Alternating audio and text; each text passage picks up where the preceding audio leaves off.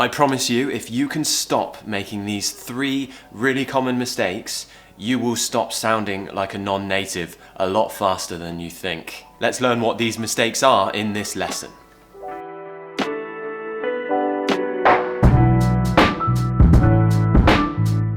Hi everybody, this is Elliot from ETJ English. Now lots of you might know already that I have had hundreds and hundreds of students. And usually when people join my course and they first start learning with me, they take something called an accent evaluation. This is where I listen to them speaking and I tell them exactly what their problems are. I tell them what needs to be fixed, what sounds good, what sounds bad, and generally just kind of give some advice. Now there are 3 really common mistakes which my students tend to make. 3 really common mistakes which we spend a lot of our time working on throughout the course. And there are more than just 3 really common mistakes, but these 3 are the ones which I would say about 90% at least of my students who have joined my course have problems with. So I want you to see, do you make these mistakes?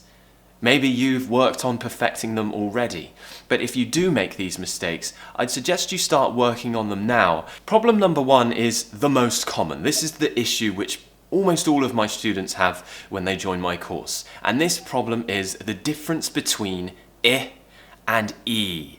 So we have a short vowel, I, and a long vowel, E. You might notice the difference in my face shape already when I pronounce these 2 sounds.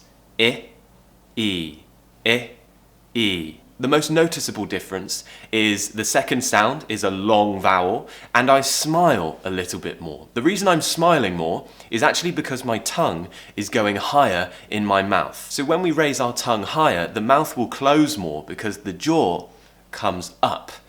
And we create more of a smiling shape to produce an E sound. But when we produce the I sound, this is where my students have a real big problem. I've had students from all over the world having problems with pronouncing words like itch because it sounds like each, or hit because it sounds like heat. And the problem might not be that they're making the vowel long when it's supposed to be short. Sometimes the problem is just the tongue position and the mouth shape. The 2 sounds are very similar. For the long vowel, the tongue is higher, as I said, and for the short vowel, the tongue is just below the top teeth. So it's just near the sharp edge of the top teeth, kind of floating in the mouth, and we don't smile as much. Look at the difference. I, E. You'll notice when you pronounce the E sound that the sides of your tongue should touch the sides of your top teeth. But when you produce the I sound, that doesn't happen. It's more of a relaxed shape with the mouth. So try a few words like hit, heat, itch, each, bitch, beach, and see if you can do it. Some of my students, it takes them months to get this right. They take training, they take lessons with me, but they really find it hard to get this sound consistent. And they might find that sometimes they're pronouncing it right, but not all the time. This is where muscle memory training becomes really important. The next sound which every non-native has a problem with is the TH sound. Well, there's actually 2. There's the voiced TH, th, and the unvoiced TH, th. Now to pronounce these 2 sounds, the tongue has to go between the teeth, th, like this, right? This. But I have many students who pronounce the word this as dis, think as sink or tink, and it's a real issue because a native pronounces the TH sound correctly with the tongue between the teeth every time. Now there are some parts of the UK where it's more common in the dialect and the accent to say think instead of think. Parts of London have this style of speaking, but it's not recommended for a learner to speak like this.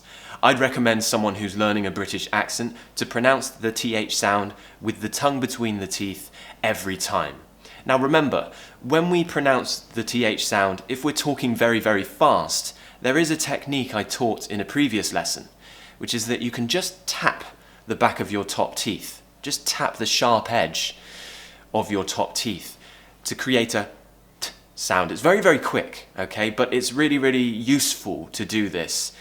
when you're talking fast, because sometimes it really is quite difficult to get your tongue between the teeth every single time. But please try and do it when you can, because you will stop sounding like a non-native really fast if you can consistently do this. It's very, very easy to know that someone is a non-native or that their English pronunciation isn't very good, and it's usually with the TH sound that we can tell immediately. And the other, number 3, is quite a broad, a big issue. It's the letter R, when we do and when we don't pronounce it. Now, the R is in words like red, rat, travel, right? But sometimes we don't pronounce it. For example, a word like work, we say work, not work. Now, lots of students, when they first start learning with me, they have a problem where they pronounce the R quite a lot.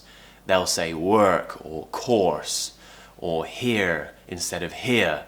Also, they might say my teacher instead of my teacher. I say teacher, okay, or doctor.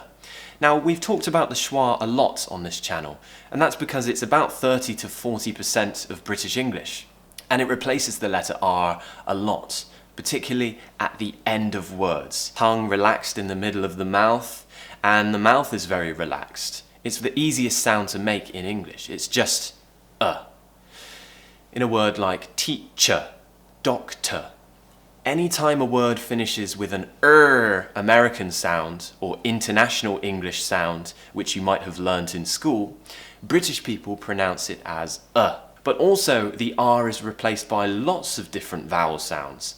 For example, as I said, work, the R is replaced with an sound. Course, the R is replaced with an sound. Even with a diphthong such as air, for example, the word share. We don't say share, we say share. We're replacing it with what we call a diphthong. A word like car, we don't pronounce the R at the end. So, vowels replace the letter R a lot, and when my students first join the course, they find it really difficult to know when we do and when we don't.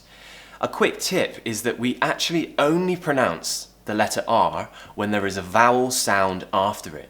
So a word like travel, yes, we will pronounce the travel. That's because after the R is a vowel sound. But a word like pork, for example, we don't pronounce the R because after the R is a k, which is a consonant sound, okay? So we're not going to pronounce the R. And also, of course, we don't pronounce the R at the end of words. Really important to know that. So, I guess the final point 3, what I've been trying to explain is that my students have a problem with when we do and when we don't pronounce the letter R.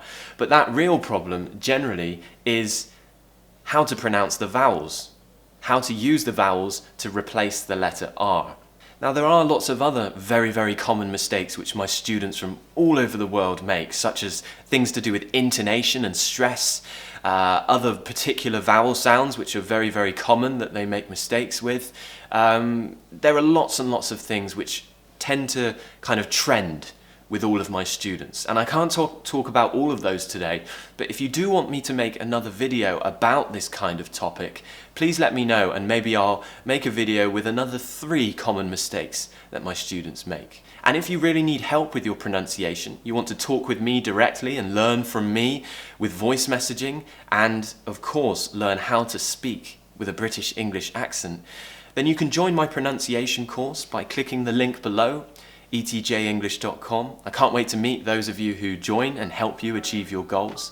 If not, you can find lots of useful videos on this channel about pronunciation and British English. As always, it's been a pleasure, and cheers guys, bye!